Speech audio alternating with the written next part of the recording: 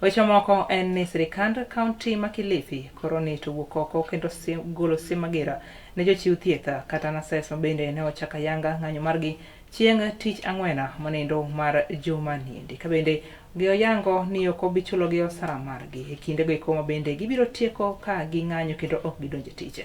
Nases goeko koro ni bende wacho ni ok gibidok e tich nyaka chop chulgi omenda margi kata osara manindo mar dwe mar achiel kod dwe mar ariyo mar hignindo mar 2021 kinde goeko mane gintiere ng'anyo ka giyango ni ne ok ochulgi osara e kinde ma kamago.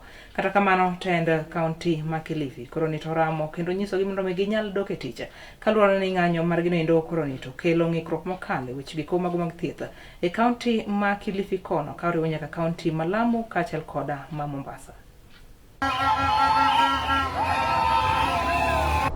Promotion of nursing staff. The county government remains committed to staff motivation. Over the last 3 years, the governor has promoted a record 1,312 health workers. Out of this, 530 nurses have already been promoted within this period.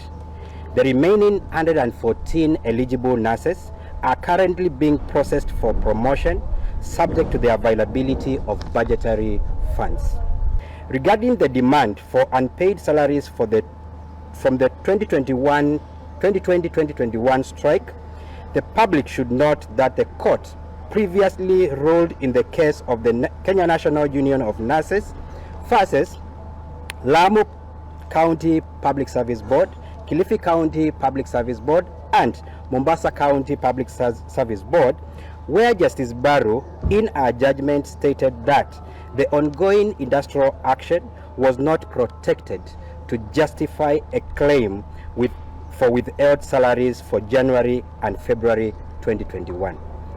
Consequently, the county government is legally bound by the court's no work, no pay principle and cannot effect these payments. The government will not tolerate any interference of the delivery of life-saving services. Any individual attempting to enter health facilities to disrupt services or to intimidate working staff will face the full force of the law.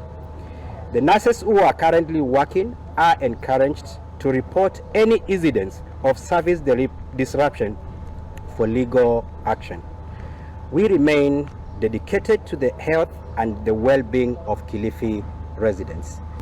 Tumehakikisha wakati huu kuanzia jana, leo na kwenda mbele huduma zinaendelea. Hakuna mwananchi wa Kilifi atakosa huduma kwa vile wakati huu ambao mgomo unaendelea.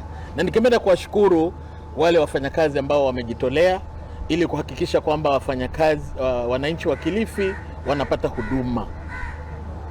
Manake hiyo ndio kazi ya mfanyakazi wa afya. Mhudumu anatakana kuhudumia wananchi. Kuna wale ambao wamejitokeza. Kwa hivyo sisi tutahakikisha kwamba hawatishwi na yoyote. Na ikiwa kuna yoyote ambaye amepata tisho lolote, aidha kwa simu ama amefuatwa akaambiwa usiende kazini, sisi tutakupatia hiyo privacy ya kutupatia majina ya hao watu, tuhakikishe kwamba hatua ya kisheria inachukuliwa.